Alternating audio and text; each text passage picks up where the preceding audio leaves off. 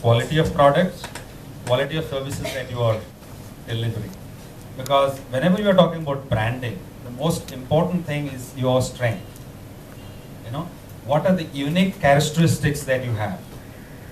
If you don't have that, no matter how much you communicate, you can't build a brand. You can build a brand, but that will only help you in the short run, not in the long run. So should the focus be on being good, delivering, the best, creating the best products? That should be the focus. But is that enough?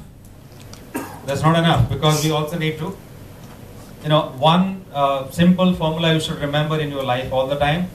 That is Q multiplied by I is equal to, Q multiplied by A is equal to I. What does Q stand for? Quality. What does A stand for? No. Quality will have assurance. Awareness. Attention. And what is I? Impact. So if you really want to create impact, you must have quality of what we are doing. You must have great quality that you are producing or delivering. At the same time, draw attention of people towards the quality stuff that you're building. That will create impact. Why you need to draw attention? Because people's memory is short-lived. Their mind is crowded with so many things. Everybody is trying to grab their attention. So if you are not able to draw the attention, they will not even look at you. You may have the best product in the world, but if you don't look at it, it's not going to, you will not be able to create an impact. So Q into A is equal to I. Remember that formula, and that will help you all your life, wherever you are. Don't just focus only on attention. There are many who do that. They only try to draw attention. They only become successful for some time. There are people who burn midnight oil creating the best product. They're also not successful because they never got any visibility. They don't get anybody's attention. So look at this too. You will be able to make an impact. Any other question? Yes. Welcome. Hello sir, I am Yagnish Shetty. I had read somewhere that social media is a platform for people to collaborate and people to share experiences, and brands try to push their products through social media. So instead of pushing their products, they should encourage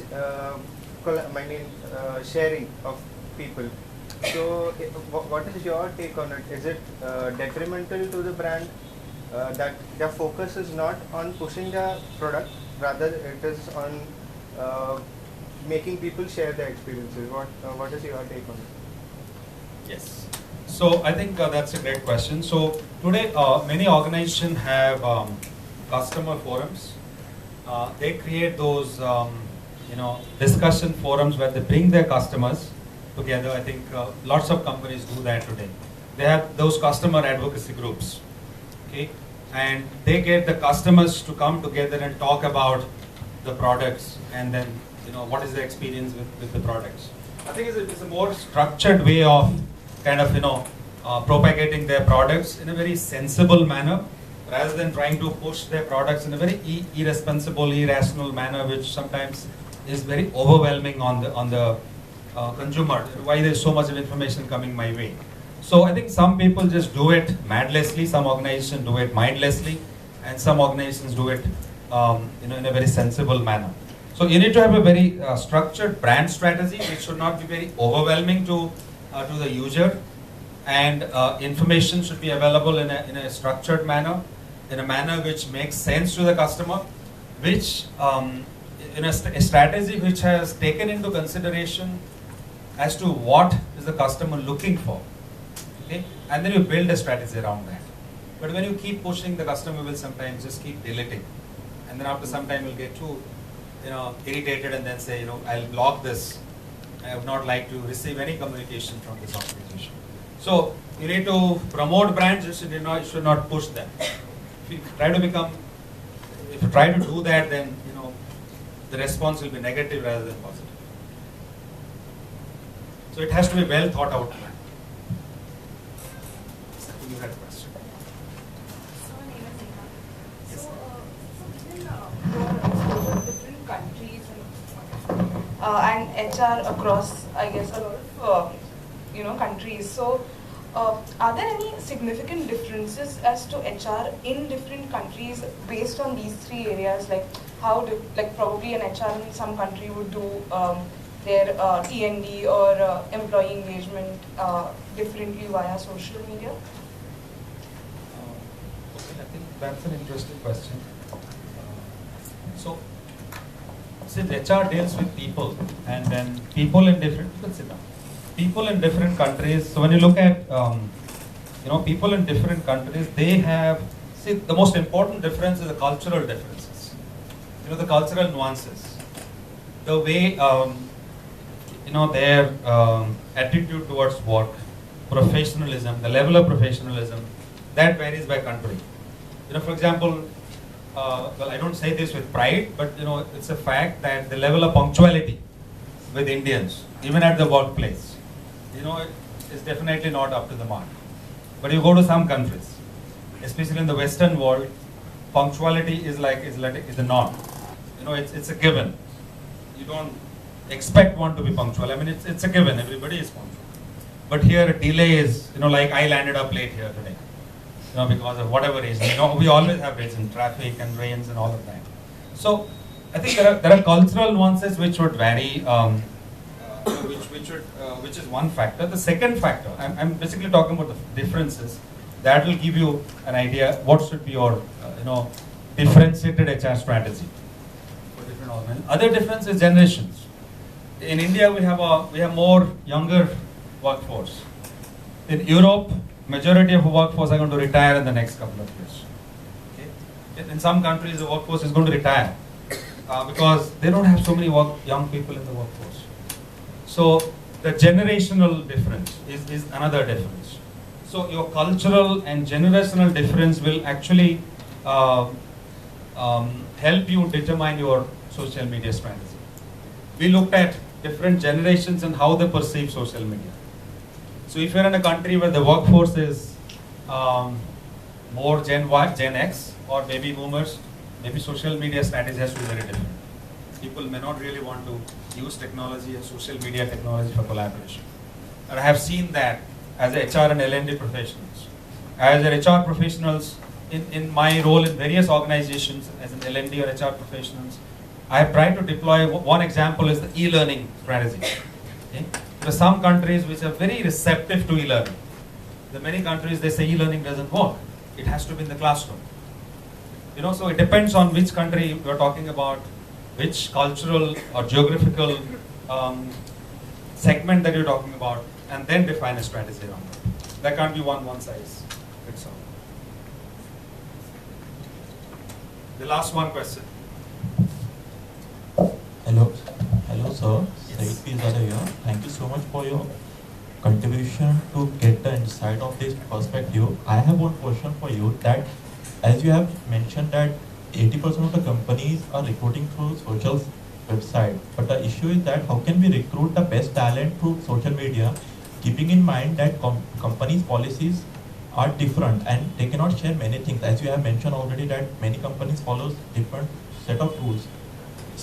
Keeping in mind how can we recruit best of the best through social media? Great question. Two things we can do. One is, of course, you cannot share every information that is sensitive, confidential information which you cannot share, but you can share positive information, listen up, about your organization, and as part of your branding strategy, that's one thing that you can do. Talk about your company vision, talk about your how get employees to share their experience at the workplace, how they feel at home when they're working in this organization, the benefits that the employer provides. That's one thing. The second thing that you can do is use social media as a tool to filter and discover right talent. Today, earlier days, selection used to happen in the written test and the interview. Today, a lot of filtering happens even before the interview takes place. Today, HR managers go and look at the LinkedIn profile of the guy. They look at what is the guy saying in Facebook, what messages he's sharing on Twitter. Okay, what are what blogs that he or she is writing? What is he or she talking about?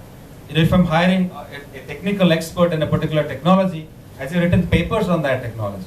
Have his papers been published? They go to SlideShare, they go to various other social media platforms which exist today to understand what is this person doing, what is his track record, what is his expertise, and then a lot of those decision making happens through social media tools. Then interview happens as a formality because you get to talk to the person, see him, and meet him or her. So I think there are two things that they can do. They can look at what is the guy doing, what is his expertise, what is his background. I think some of you asked this question on Twitter, is it fair? Can we go and look at somebody's personal information? You can look at information which is available in the public domain. So if I have created a LinkedIn profile and I have given some information there, and then I ask you why did you go to my LinkedIn profile and look at my profile? Well, I have intended to make that information public. So anything that I have consciously made available in the public domain, that can be seen. What I don't want people to see, I can have my privacy settings and then kind of keep it confidential and make it available only for my social circle and friends. So anything. So today slideshare.net. I mean, you can go there and then look at documents that people have created. There are many other portals where you can go and you can store your research papers and other papers. You can have your own blog site. When you create a blog site, your intention is for people to see it, isn't it? So people see that that's not confidential information. That's your personal brand that you're building. I think these are two things that employers can do to hire the right talent. Okay, so I don't think we have more time, so we will wind up. So as HR leaders, you have to become like good hockey players. A good hockey player can, will play where the ball is, but you have to become like great hockey players who would play where the ball is going to be. So as great HR leaders, you have to be playing as to where the ball is going to be. So you'll have to be more futuristic in your thought process and your action. Imagine what the future is going to be and play accordingly. So I would like to thank you very much for your attention, for your patience, for giving me.